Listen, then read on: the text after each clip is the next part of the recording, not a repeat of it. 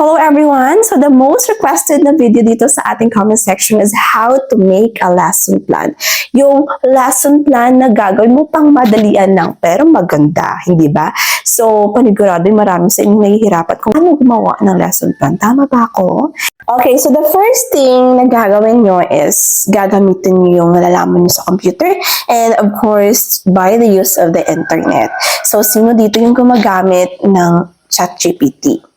Or di kayo mga AI na nagagamit nyo by the use of your mobile phones or di kaya by the use of your laptops or internets, ay pwedeng-pwede ka, napakadali lang naman, in just seconds, kayang-kaya na, makakagawa ka na ng lesson plan. Kapag meron kayong mga hindi alam na sagot sa mga quizzes or di kaya sa mga activities, so ChatGPT nyo lang, ini-AI nyo lang, alam nyo ba na pwede nyo din naman gamitin yan sa paggawa ng inyong lesson plan. Pag gagawa ko ng lesson plan, like for example, demo ko na no, or di kayo may daily lesson plan kami, yung ginagawa ko lang is of course, yung search ko lang by the use of AI. Ano yung mga AI na ginagamit ko? Yung first is ang ChatGPT. And second, we have the lesson plan PH. Yan.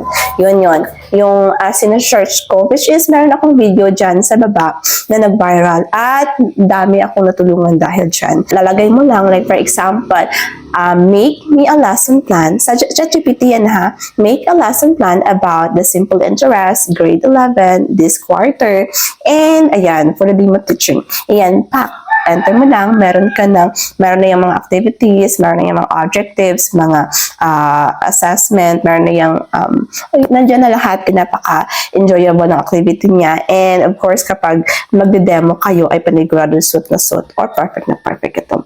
Ayan, so kung ako sa inyo, kung gagawa kayo ng lesson plan, which is lagi itong sinasabi sa aking mga videos na gamitin ninyo yung mga nalalaman nyo sa AI, gamitin ninyo yung mga internet connection ninyo, ba? Huwag na kayong mag-stress na gumawa ng mga lesson plan ninyo. Mag-AI na lang. Kung nakatulong sa inyong video nito, keep on subscribing our YouTube channel and pakishare na din para makatulong tayo sa iba. So that's all for today, everyone. Thank you so much for watching.